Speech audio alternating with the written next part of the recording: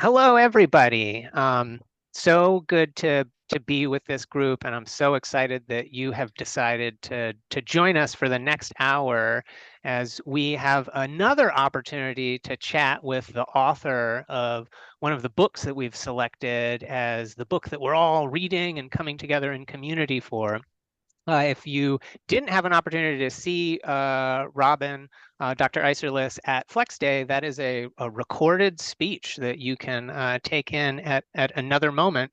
But I'm super excited for this event because it's an opportunity for us to, again, come together in conversation, a little bit less spotlight on Robin, although still the author of the book, and so grateful that you wrote the book and that you're here with us.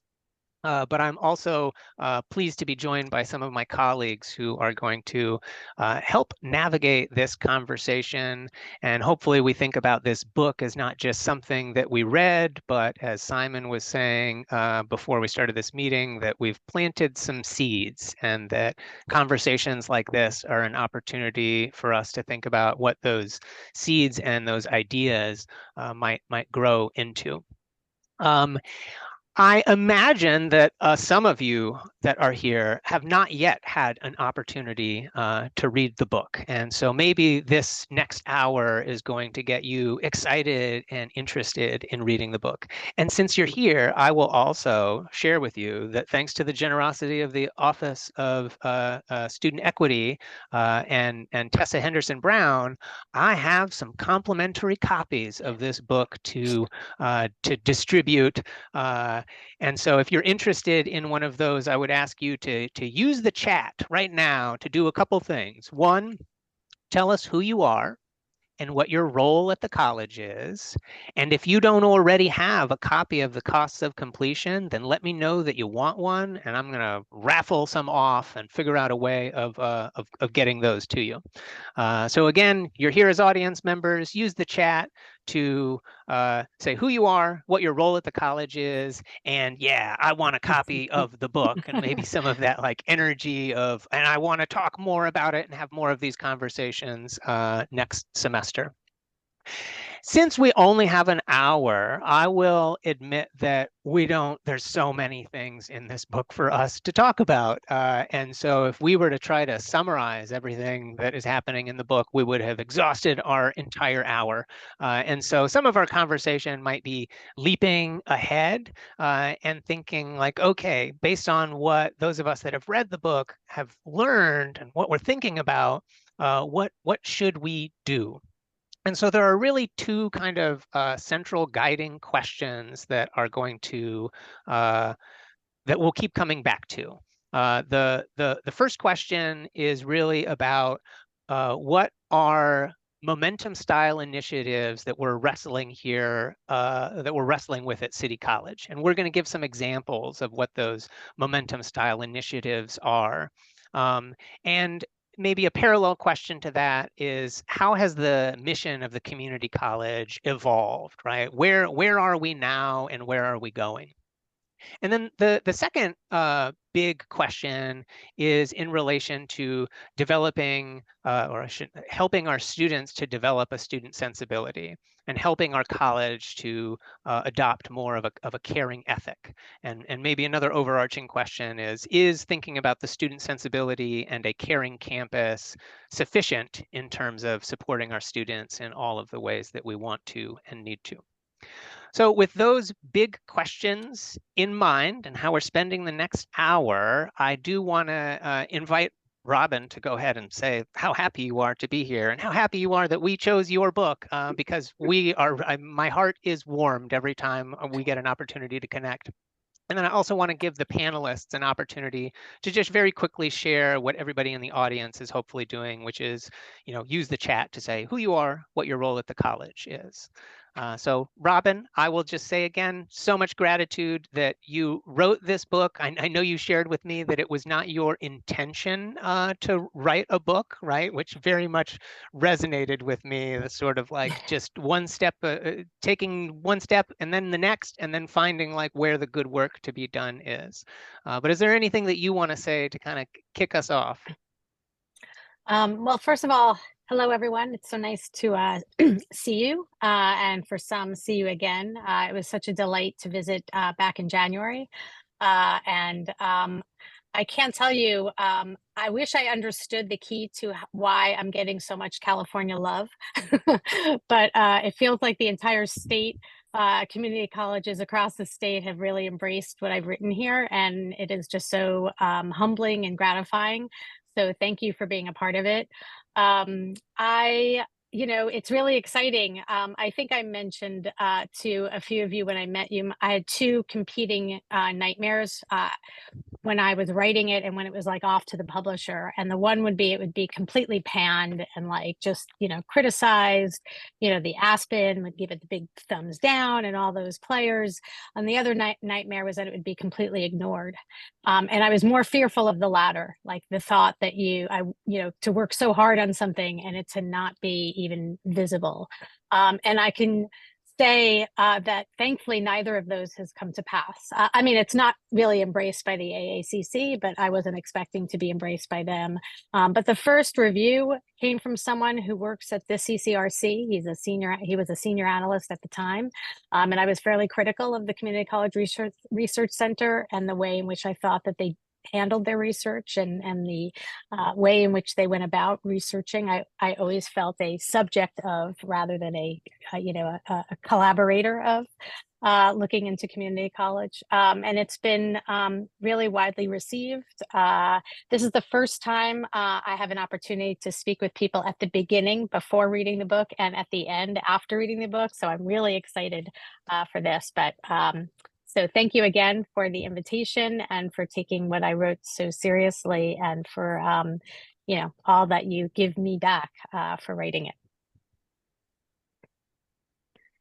Thanks, Robin.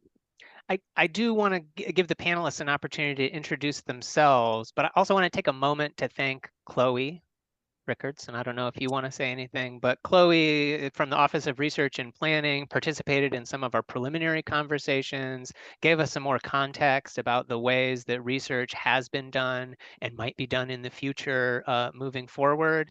And in the interests of coming together and thinking collaboratively about how we respond to some of the challenges our college faces, like I'm just deeply appreciative of Chloe and other people like you who are in this room that are willing to kind of engage in those conversations, even though the work that we do at this college can be messy at times, right? And I know Robin talks a lot about, some of the labor kind of questions that come up as we try to develop our campus into something that's more caring. Panelists. I will go first. My name is Dave Stevenson. I am the chair of the Visual Media Design Department, and I just want to also thank you, Robin, for taking the time to chat with us again.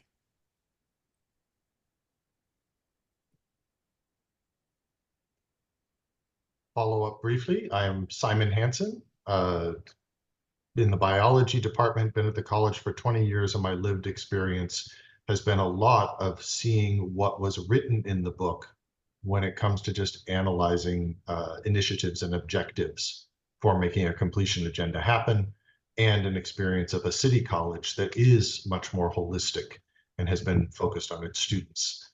And I'm going to tag the next person just so that we know who goes next. Ying. Hi, everybody. My name is Ying Liu. I'm a biology faculty. That's probably why Simon called on me. We're in the same department. And Robin, welcome back. It's lovely to have a conversation with you again. And I would guess the reason your book is so embraced by the California folks is probably because when I was reading the book, a lot of the initiatives and stuff, there are actually a lot of the concerns and stuff that we can relate to. So there's actually a lot of parallel between what's happening in California and what's happening in New York. I will kick it to Alexis. Thanks, Ying. My name is Alexis Litsky. I teach in the Communications Studies Department, and I'm also the co-director of the Speech and Debate team, along with Nathan. So really interested in the rhetorical aspects of your text and the way that we talk and think about students. I think it's really important. I'm also currently the chair of program review.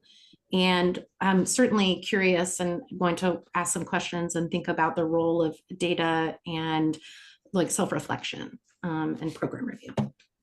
And so I'm going to tag Katya next.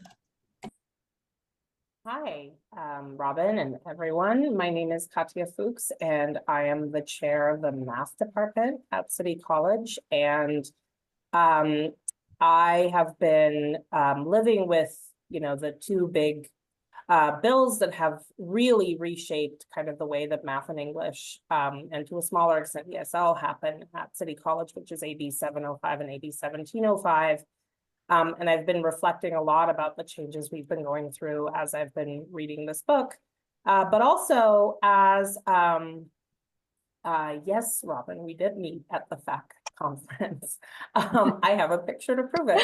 But the other thing that I've been reflecting a lot on, especially the last couple of weeks as we are finishing up the semester, is as somebody who's still in the classroom, as somebody who's teaching, like what am I doing, right? How am I doing at both doing what I'm supposed to do with, making sure my students get through, but also paying attention to the whole student and my most vulnerable and precarious students, and how am I serving them, and am I helping them become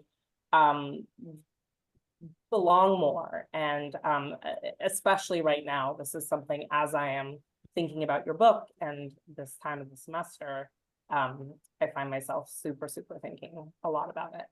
Am I the last person on the panel? Nathan, maybe you are sort of our leader in this? Yeah, sure. I'm Nathan Lawless-Steele, chair of communication studies, and I also coach our speech and debate team. And maybe I will use this as an opportunity to say this kind of critique of the college is on hyperspeed and like momentum, and we got to get them through to the other end. To me, runs very runs against why I teach and why I want to coach a speech and debate team, right? And those kind of like enduring relationships that, you get immersed in that educational experience, and it's less about what the end is, and it is more about that that experience. So I am always thinking about that as I am reading your book, and how do we develop those kind of more positive relationships. I want to invite everybody to use the chat if things come up or questions come up, right? You just heard Katya drop some AB. We're going to be talking about policy, and we might drop some jargon. And I know there's students in this space as well. So don't hesitate to slow us down and ask us to explain the things. I think we're now ready to kind of move into the conversation. And I've already mentioned that, a large part of the book is this critique of, momentum theory, and, critiquing that we should be thinking that there's other pathways for students to be successful in college. Before we get too much into that, maybe some of the broader context of what is the work that we're doing at the community college. And so Dave, I think you were going to kind of get us thinking about some of that historical context, and we're thinking about that big question of how do we respond to these momentum style initiatives. And Katya has already given us some examples of that, but where did we start? Where is the community college system now? Yeah, and I think especially for people who may have not yet read the book, this is kind of an opportunity for us to identify some of the the issues that you lay out. With the understanding that we want to try to focus on solutions rather than on, history or critique. But one of the central ideas that you develop is that the trajectory of American public education since the Vietnam War has been particularly ill-suited to community college student populations. And so I wonder if you could kind of chart some of the through lines that connect this neoliberal takeover of the system that happened post-Vietnam to what we currently see with groups like Lumina and the Gates Foundation, and basically just summarize your current critique of the system. Great. So, and I promise to do it rather quickly so we can get everybody in, but thank you for that. As a sociologist, context is so important. And I think that for many of us who spend time either in offices with students or in classrooms with students, we don't engage in a lot of thinking about the sort of larger structural changes that have happened. And so I think we had sort of this quiet storm of a continuous and pretty precipitous decline of state investment in our public, higher ed institutions, not just the community college, but particularly the community college, over the last, several decades. And what was replaced, in a certain sense, was the rise of the edu-philanthropists, so the Luminas, the Gates Foundation, that had a lot of money, and they were very willing to give it to community colleges, especially as they were to K through 12, and we all know what happened there. So a few things happened. We had these agents that had a vision of how community college and student success should be and be brought about that was very divorced from the realities of what we see in the classroom every day. And in particular, because their own experiences are divorced from what we see and experience in our classrooms and our offices every day. I started this whole book really being involved in a Gates funded project on momentum theory at CUNY, at the community colleges, and it was a miserable fail as a research endeavor, and luckily I was able to interview some students to kind of salvage the project, because the randomized control trial experiment certainly didn't show us that momentum worked, but that was sort of swept under the rug because it didn't fit the narrative. I will say Gates was very hands off, but it's not so much that they pressure an agenda, but they create the agenda in what they fund as part of our research. So we had, the whole guided pathways movement was largely, spread because Gates and Lumina and others funded these initiatives that maybe we assessed, maybe we didn't. It was then, institutionalized in the Community College Research Center, and folks like the MDRC who did some program evaluations. And so it became this kind of narrowing scope of how we want to define success, not only for our institutions, but for our students.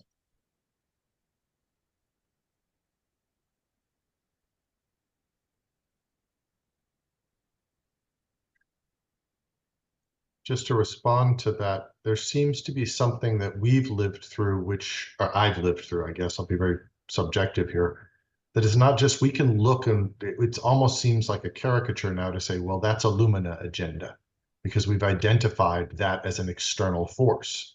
The nefarious thing at an institution is the seductive nature of quantitation and the seductive nature of figuring out how we manage ourselves. If we have if somebody else defines the terms of success, even to say, here's some tools to make it easier for you, but we accept that endpoint, then we don't question what success is. And I've seen that happen an awful lot in the last 10 years here with just the metrics of management.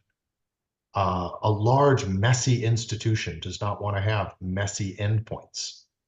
I wonder if, as you've been going around in this book, if you've seen any good examples of messy endpoints, because we used to be a much messier institution, but I'd argue we were a much more successful institution for not being neatly packaged into one metric or one objective that, as your book outlines.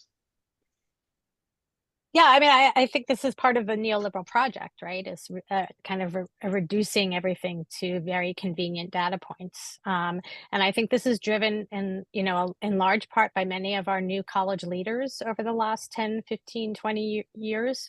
I think this is part of the way in which they are socialized into higher ed and community college leadership.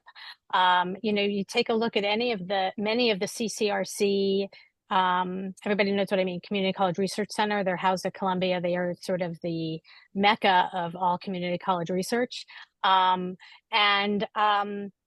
you know, it's really, you know, quite frightening. I mentioned in the book, and I can't remember what chapter, forgive me, but I think this speaks to sort of the problems of the metrics, right?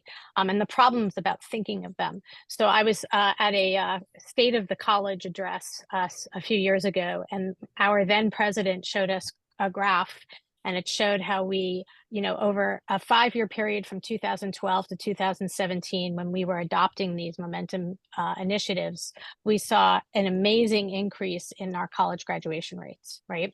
And then the next slide, the very next slide, was during the same time period. We had an incredible increase in the number of students on academic probation. And there was not a moment where this college leader was able to kind of stand back and ask a room full of academics, right? Scholar teachers, you know, what is a possible correlation between these two patterns?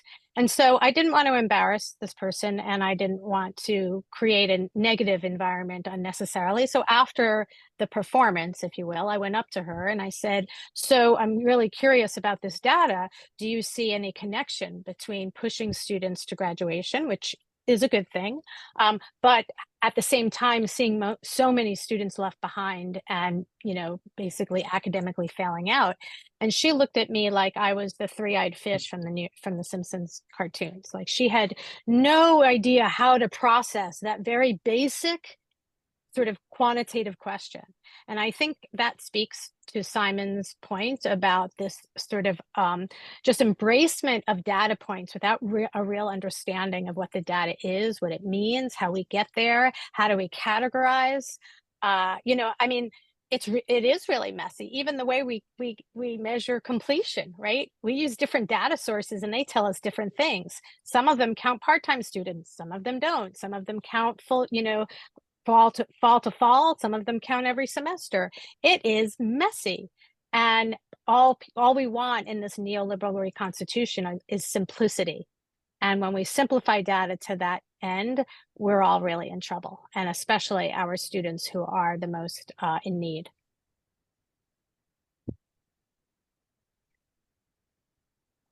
This is making me think about the ASAP program that you talk about in the book. And when I think about like what a city college parallel might be, it might be like our Metro program, which is designed for first generation students. But this ASAP program was like scaled way up. Like, I don't think we have anything at our college that kind of matches that scale.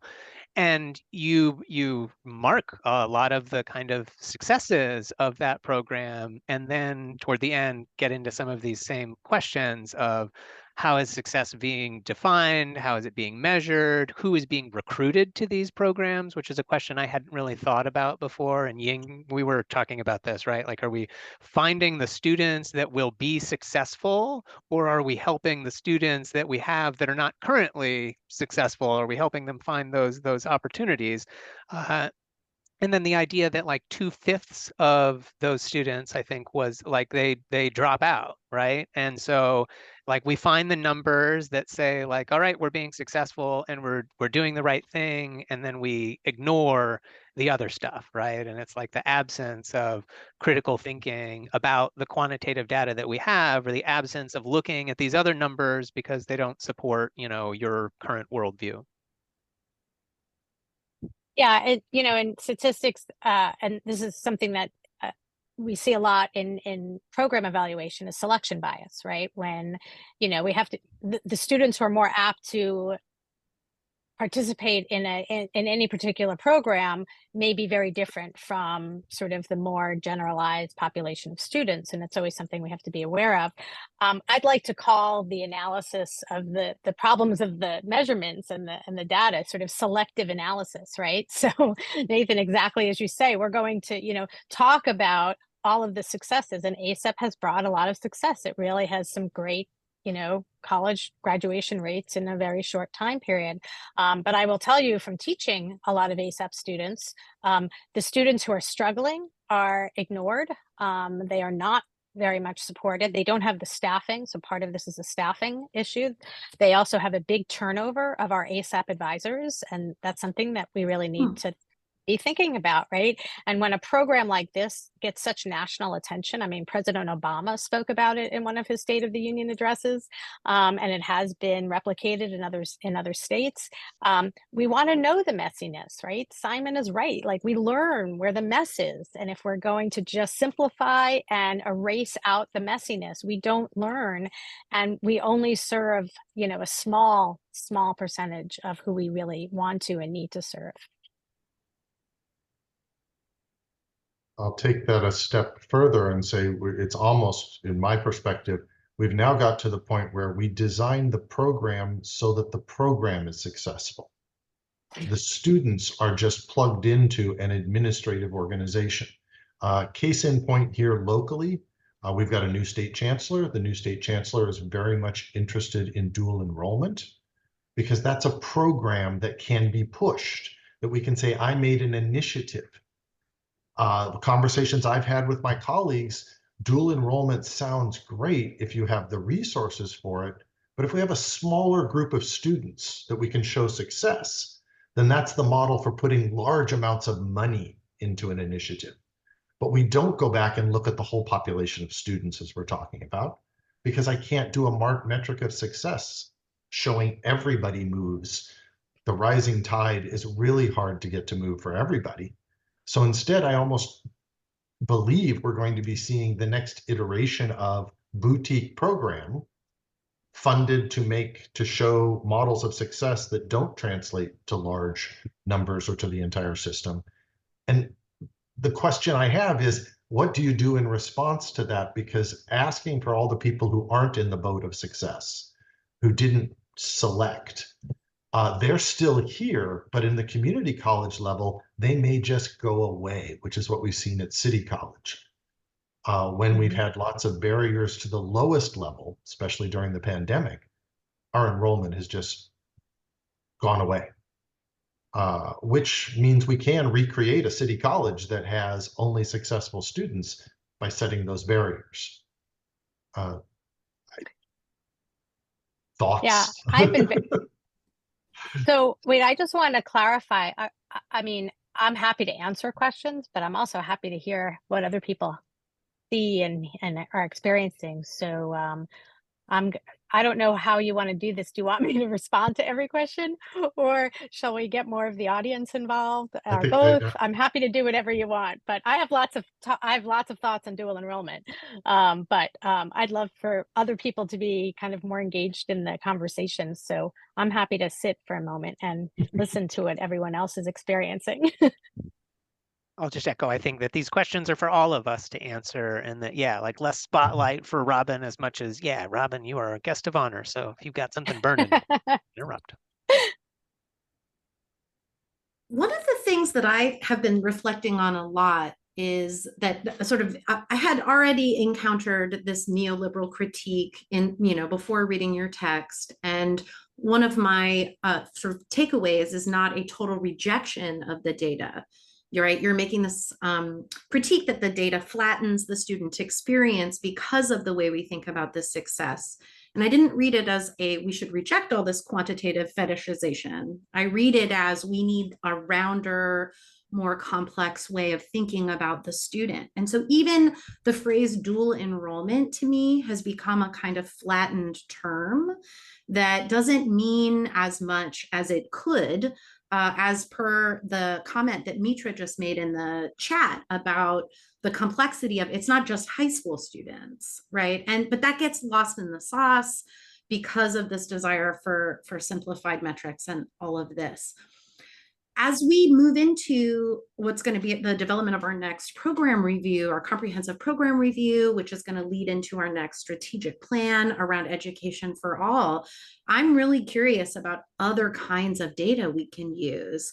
I'm certainly a qualitative researcher, but on a very radical end, right? Like I do like the performance of oral histories and ethnography, which I have not seen valued in as much in these kinds of conversations. So I'm curious curious if you've either seen or if there are other folks who have ideas about both, like, what does this qualitative approach look like? Is it really just surveys and kind of general interviews, or can and should we be pushing it? How do we do that to get that more rounder student experience? And that's a question for you, Robin, but I think it's a question for everybody, honestly. So I can speak to that a little bit, just because our office, at the Office of Research and Planning, we do quite a bit of qualitative research. We have focus groups. We actually just ran some last month. And those have been like fairly less so in COVID, but fairly consistently run by our office. We look at qualitative data a lot. We know that quantitative data is not the full picture of the student. We know that it gives a broad overview, and we also know that qualitative data will actually get like student-centered information way more than quantitative. Like we practice qualitative data collection and analysis, and we will talk to you all at a future Flex Day about our results from our recent qualitative work. Thank you for sharing that, Chloe. And Chloe shared some of the specifics around this with us before the panel about some of like the Free City focus groups, which is our free tuition program, and some of the other surveys that we've used. I really very much appreciate that.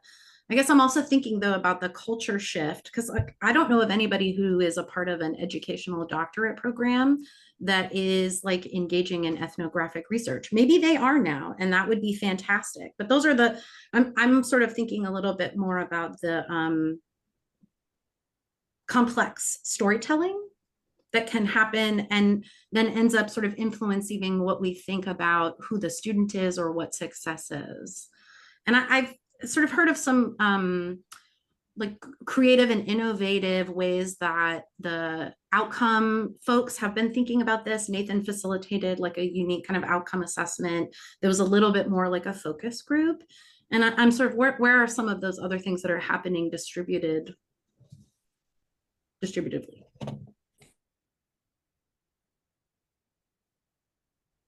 I mean, on that note, like I'm very much always thinking about what are the affective dimensions of learning. And I think that very much relates to things that Robin talks about in the book. Like, what does it feel like to be a student? Or how do students think about themselves as students or as, people that are just trying to navigate some system? So it's great to hear that you have a body in your institution doing this qualitative work. And there are some programs. Old Dominion University has a PhD program in community college leadership, actually. And quite a number of their grad students are engaged in various kinds of qualitative projects. I was on a committee of somebody who was looking at the relationships between instructional designers and community college faculty, and it was very qualitative, and so that's hopeful. And qualitative is messy too, and you're right that I'm not rejecting all quantitative data. I'm just being reared in the house of sociology for so many years, we've heard the quants were that's the real science, and us qual people were, oh, isn't that cute?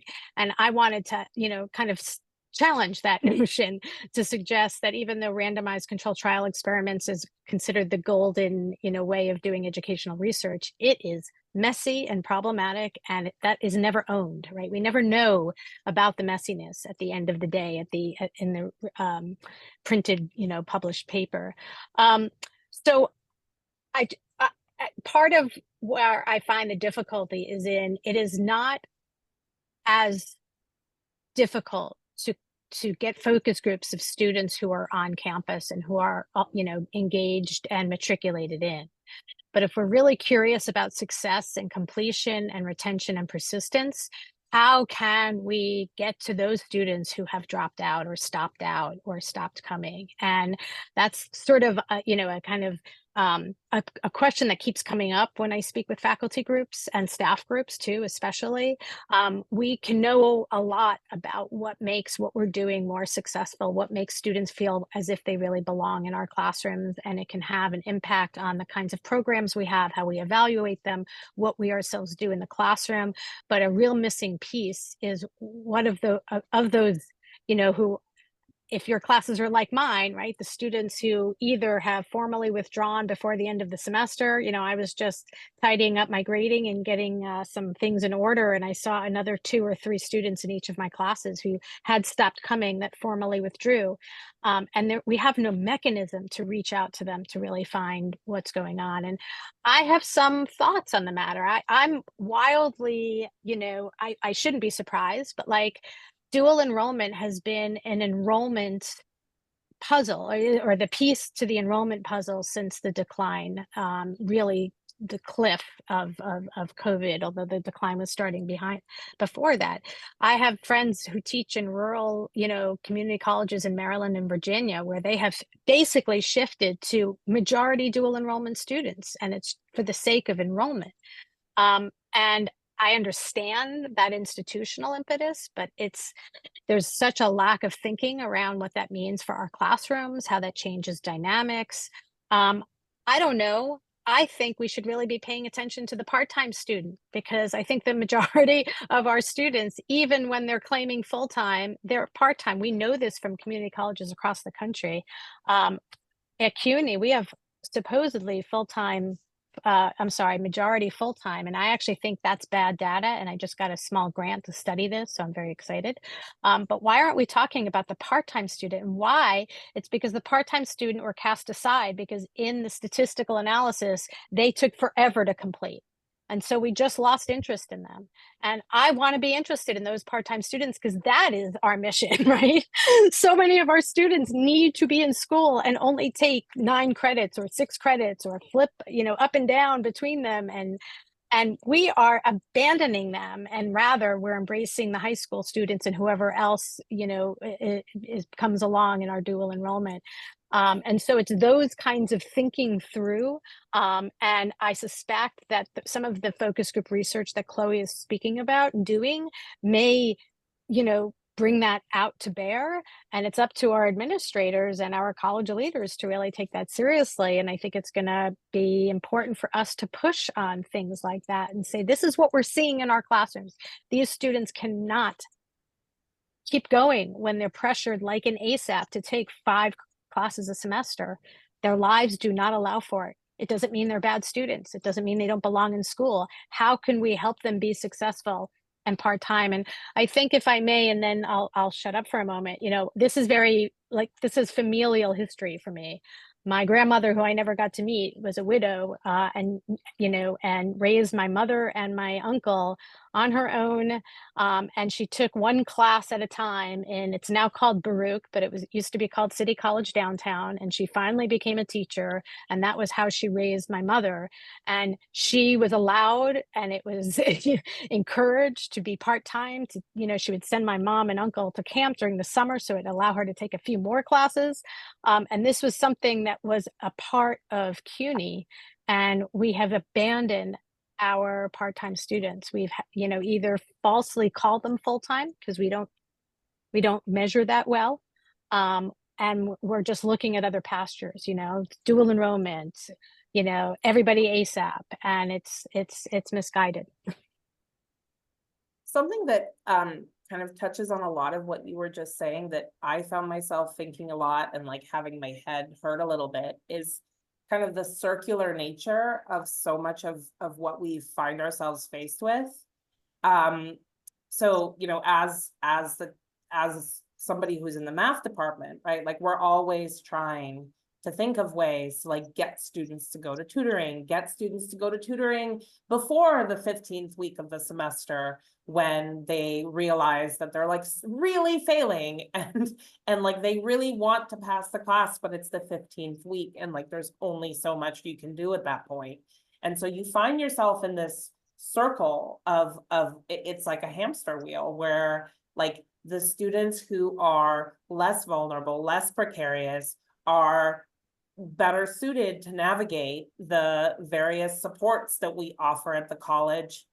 And the students who are more vulnerable and more precarious are, and you speak to this in the book, like they feel a reluctance, they feel a fear in like reaching out to the instructor, in advocating for themselves.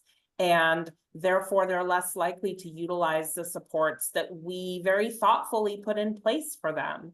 And like, I'm personally, like, I'm really proud of some of the things that we do at City College to try to support our most vulnerable populations.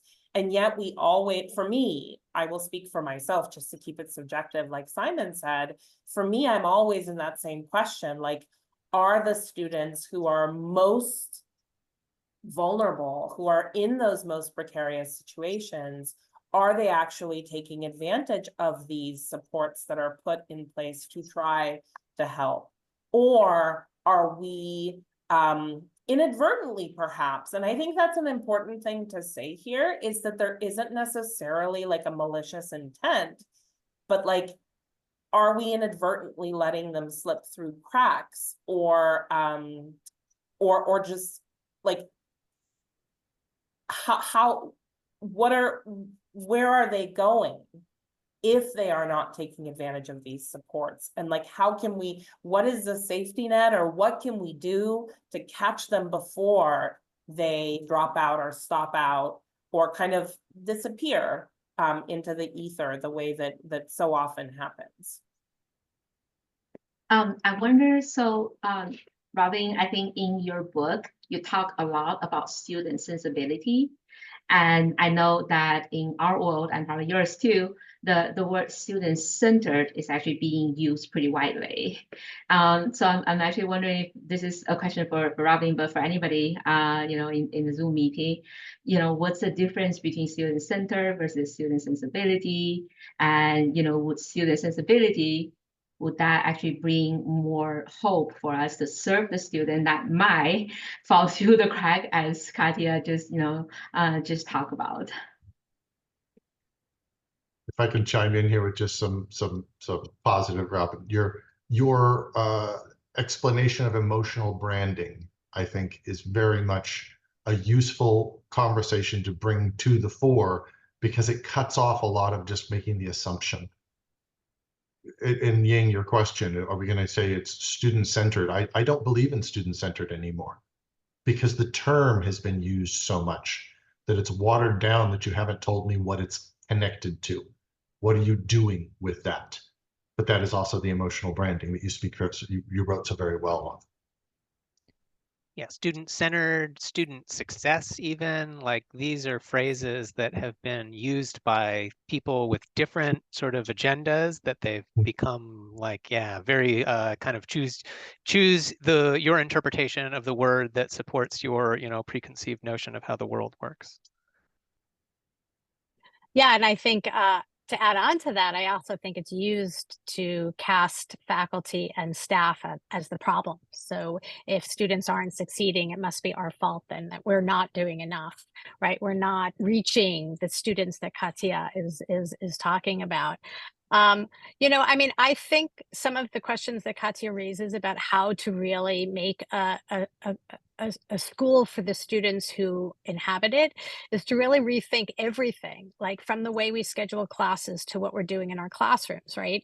So, what would it look like if we had, if we had the ability, the openness, the freedom to change some of the way in which, collectively, right, and faculty driven, and I do mean that and not marketed, ways of, incorporating more creative ways inside our classrooms. So while we have them there, because many have very little time to commit to anything beyond the classes they take at the school. And we see this all the time. They have classes stacked up for sometimes 9 hours a day, and then they have that 2, maybe 3 days a week, and they're not coming on campus those other days. So they're not going to be able to take advantage of the math lab. Could we make time in our classrooms for math lab, right? Can we make an additional credit hour, or even in the credit hour we're given, right, have a math lab built into our coursework, right? And, you know, I don't teach math, so that's a question for our math faculty to just kind of think on, and I'm sure because of their own wisdom and expertise could maybe take that baton and create something that is better than what I'm articulating. But in other words, we have also lost in this kind of neoliberal assault our voice and our ability to think about and kind of command what we want to see in the classrooms and our offices. I think this is as true for our staff people in our offices as it is in the classroom. And that gets, I think, a little closer to what I would like student-centered to mean. When I was talking about student sensibility, I was trying to introduce a new concept for us to be thinking about the way that students think of themselves as students, right? To really try not to assume, right? So, you know, you have the old kind of more traditional, well, you know, I'm going to just teach, and if they're not up for it, that's on them. And they, you know, we have all these opportunities for them, and if they can't take it, then, you know, and because that was based on a certain assumption about who our students are. And in the book, I tried to be very honest about some of my own missteps along the way in my teaching, you know, how I thought a more kind of tough love approach when I was a much more junior faculty was what my students needed. And, you know, I had to do some hardcore reflecting, and it was really very painful to think about how many students I lost along the way because of the way that I approached what I perceived as their apathy, right? And so writing this book actually also opened up spaces for me to really rethink the kind of teacher I wanted to be, the kind of advisor I wanted to be, and really, you know, broaden who I think our students are and what they need from us. And with that, also understanding that this is also our labor. And I'm not suggesting that we become, you know, because part of that student-centered fiction that Simon was talking about is the creation of the idealistic, caring instructor or staff person that's supposed to go above and beyond and, you know, are highlighted, but all of the emotional work that we do outside of our work time. I'm a union person through and through. I'm very lucky and privileged that I love the work that I do, and it is a vocation, but it's still the thing that pays my bills. And we should be very much protective of our own boundaries, of the work that we do, and the lives that we live when we're not working, because that's been part of that that marketing, right? So if you're really student-centered, then you're just going to give and give and give and give and give and give and give, right? And we saw that, you know, it happens to nurses all the time. It happens to K through 12 teachers all the time. And so there's a lot of balls to balance as we're trying to kind of, you know, think through a lot of this and figure out what we want and how we want to serve the students who, you know, come through our doors. Ronald, I see your hand up, and when I think about, I'm thinking about Katya saying, like, come use these services, and that like the student sensibility is like agency, like empowering students to kind of think about that as an option. And yeah, like the hours of the lab might not always be open. But I see Ronald, who I realize is sitting in a room right next door to me in the communication lab, so a student that is making use of student services. Go ahead, Ronald. Thank you so much. First, I want to, I don't know how much more time we have. I just want to be quick. As quick, I want to thank everyone that's here for these efforts. Thank you, Nathan, for mentioning it. It's great information. I just registered yesterday and thought it was a great idea. Very interesting, and clearly I want that book. So I'm a student, and second year, so by the end of the semester, I'll have enough units to be eligible to transfer to a UC or California State universities. And I'm already working on my dissertation for the master's, and it has to do with exactly this topic of what we're doing for the students. I'm going to say some things, but first I want to say that each one of you, everyone here, every department, and even the departments that are not in this conference are doing everything they can in their capacity with what they have to help the students, to help me. I say that because I've seen it and I've experienced it, and I've stopped by almost every department to get help. And but I do know that what I want to say is that the experience that I've had has been that between departments, there's a loss of communication, or loss of the message gets lost in translation. Everyone's doing great, but one department does not know what the other department is doing. And I have explained my story, or share my story. Let me say that, not explain. I share my story many times, over 100 times, and I'm happy to do so, because it's an actual story that is important, because I have been positively impacted by the support and negatively impacted by the lack of coordination between the departments. I'm a high school dropout, or I was pushed out of high school, and that I had to make a decision, either to go to work or go to school. My mom is single parent. I had younger siblings, and I felt the responsibility and the I needed to provide help financially. But I never knew that there were jobs in college. I never knew that there was dual enrollment between high schools and college.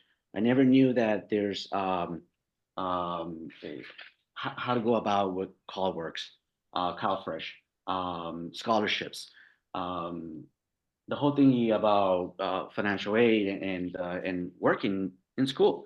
I could have finished high school, let's say, for example, have that dual enrollment in college if I wanted to. That's like a bonus, that's great. But enrolled in college, City College here, and work at the college, where I didn't have to choose between my academics and my livelihood, or seeing my mom receiving an eviction letter, us going homeless, etc. So again, I'm saying everyone is doing fantastic. Everything you can. I know, because now that I have stopped by almost every support center, student support center, now I know that there's the possibility, and I am now amidst of I'm about to graduate with an associate's degree in humanities, and in 2019. That's when I earned my high school diploma through the City College High School program. And it's amazing. It's beautiful. So I'm grateful. And then the last thing is the transition between non-credit students to credit courses. It's not smooth. And how to go about it, the information is there, but not all departments have non-credit transitional studies. Maybe I don't want to be too specific. May not have all the tools and knowledge and answers to help explain these processes. So I'll leave it as that. But I want to say I've benefited from everyone's effort, and at the same time, I have suffered due to the lack of connectedness between the departments at City College. Ronald, I so appreciate that you're here and that you're sharing. Like, you're sharing a lot of stories that I think reflect the kinds of students that we are trying to stretch to serve. And so, yeah, just hearing your story is awesome. We only have about 5 minutes left. I want to see if any of the panelists had like burning things that we did not yet talk about. Of course, there's like a dozen things that I thought we might touch on, but time limited. I guess I've entertained the thought of being the voice of neoliberal ascendancy, and I do this hesitantly because I think I'm like an aspiring anti-capitalist, but it does occur to me, like we've already talked about the ASAP program and all of the benefits there, and yes, questions about the data, and there's an issue where we have less funds to kind of put on all of these programs. But when I share the critique of the book, and it's like, our educational system has become too much about, get through. Sometimes the response is like, yeah, but isn't like that's what students want. They want to get through. They want to figure out what is on the other end. And so we have had pathways and the legislation that Katya has mentioned and all of these things that are simplifying. To go back to what I thought was maybe like a dialectic in terms of like how messy or simple things are, it's like both of those things are going on at the same time. And so I guess my question is like, it feels like some of these neoliberal momentum style initiatives are inevitable. And the metaphor that I've kind of Ying and I were sharing this is like it's a wave. It's going to crash down on us. And maybe these neoliberal kind of policies are the biggest opportunity we have to like have radical change, to like question the structures that are there. And I will totally grant you, I think that the thing that is asking the question is the system itself and trying to maintain the system. But I guess I wonder if there is some kind of way that we can creatively ride what feels like inevitable to make some good out of these things. And that doesn't have to be for Robin, but. I don't know if Robin has a response. I'd like to share an observation maybe as Robin thinks about it. So the conflict, and we just heard from Ronald, from the student, like departments don't talk to each other. We are good at being who we are when we're allowed to be that. That is not an institution. The institution as a whole benefits when we have an art department that is very focused on making beautiful art or making art. A science department that gets to focus on being scientists. And I say this because the thing that struck me is it is not in my library to normally read books from sociologists. I'm a scientist. And yet what brings things together to be able to withstand the next wave of agenda that comes over and tries to unify us is whether we have the place to be who we are and to give that to our students, because it's my hope that I don't get my students to a degree. It's my hope that I inspire my students by anatomy and physiology, because that is the root of our academic institution. And trying to figure out how that becomes messy with the idea that what that means is I need to come into a college-wide dialogue and realize I am rooted in one place and I need to learn from other people in other perspectives. And that's what I see missing with the next agenda that comes through. It's very much focused on what's the throughput, what's the output, what can we give you, not how many different types of plants did you see in the garden getting there. I just want to acknowledge that Alex put it into chat that says, unfortunately, funding is attached to many initiatives, no participation, no money. So that actually gives the context of what Nathan was just saying about riding the wave, right? So some of these initiatives actually come with funding. If you don't participate, so can we take advantage of the money? And then in the meantime, still like serve our student. We've seen that directly, even in our conversations with Ying and I, but there's initiatives, so we make things happen because the initiative is there and money is coming. Would we still be able to have a job if there wasn't, if we have to chase an initiative to keep our jobs, then our jobs are to chase the initiative.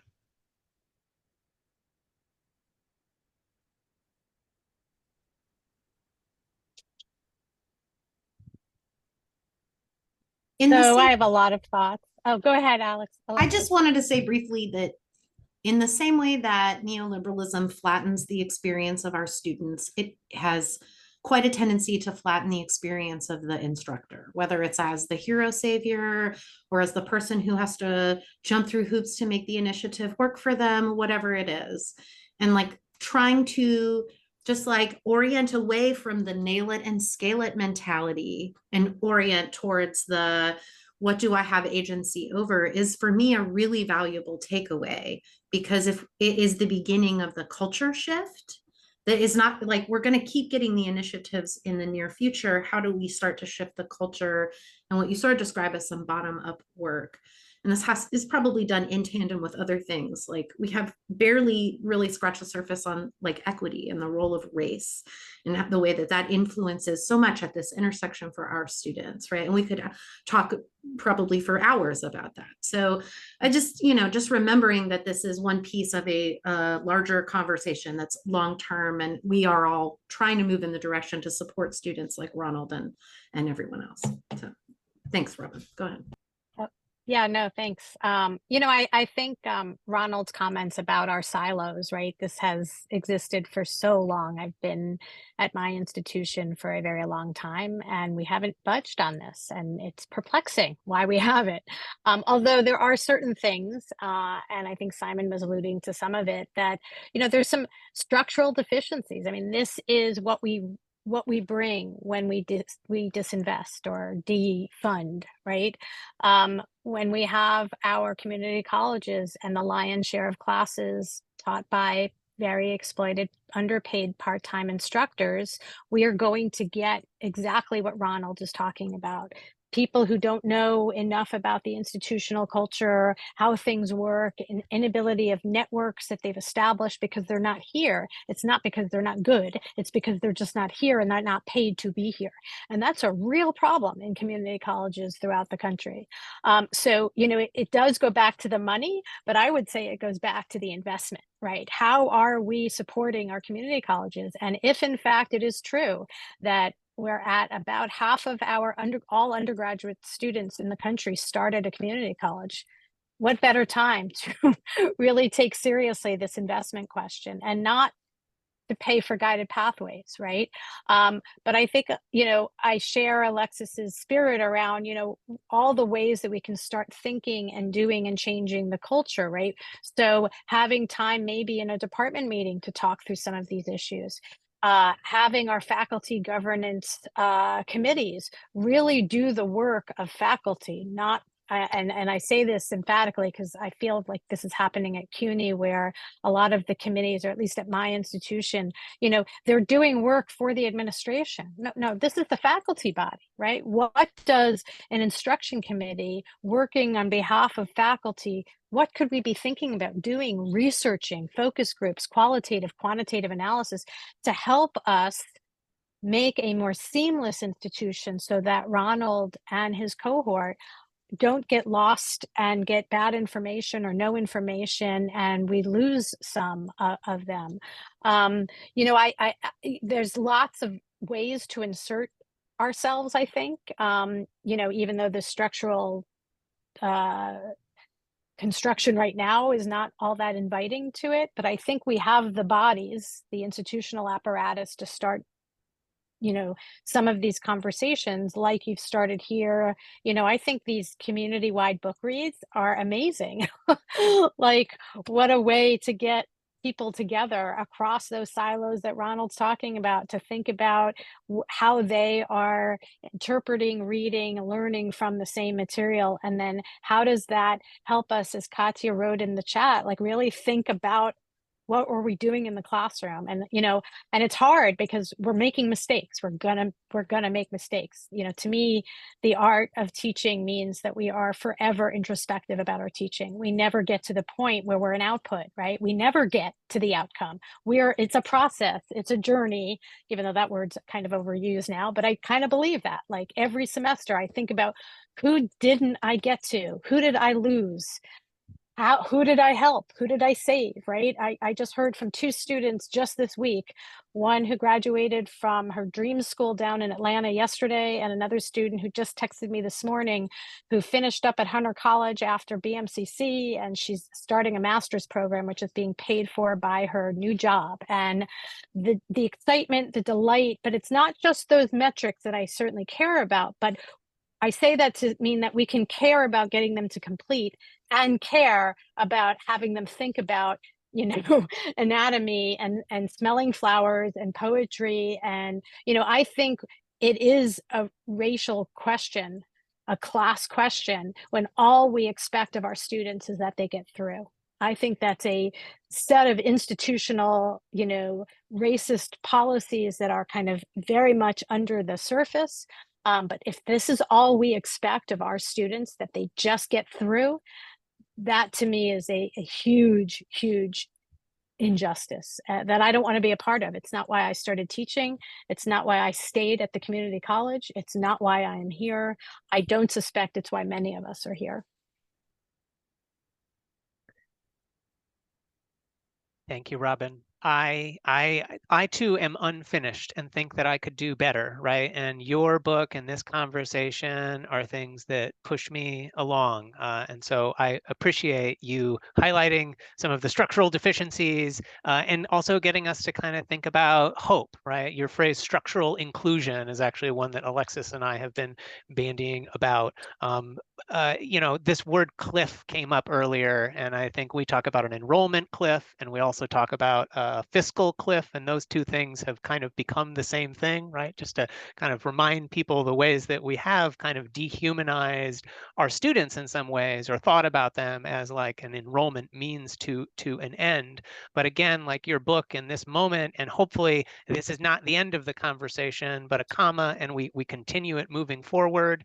You know, we're humanize is supposed to be our professional development theme for next year.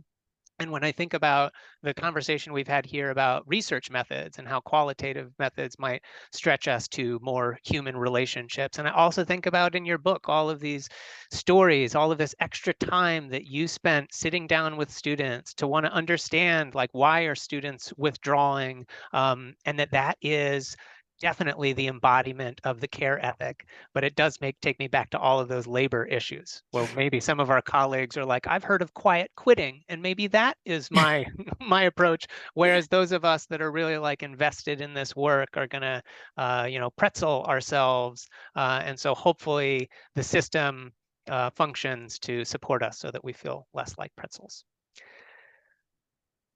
Gratitude, gratitude. I'm going to hang out if anybody wants to continue chatting informally in this space, but I want to thank again Robin for writing the book and for generously offering to take this time to talk with us. I am again happy to share copies of the book. So hopefully if you put it in the chat, I'm going to start to coordinate on that. And I bet that Robin would also love for us to write a review in any online space where you're doing it, right? Because that will help us to keep getting the word out and to have these conversations happen in other spaces as well. Thank you. Thank you, everyone. This was really a treat. It's a very nice way to end the semester as it ends for me tomorrow. But I wish you all the best. Ronald, please get my email from Nathan. I'd love to keep in touch. And if there's any other students out there, I love talking to students, and you have you know, taught me for the last 30 years a lot of what I know, and I very much have that in my heart. So thanks to all of you for taking the semester to pour through my book and my ideas, and it's really very meaningful that it's hitting a pulse. So thank you again. Thanks for the invitation. I'm going to sign off, but all the best to you, and keep in touch. Bye-bye.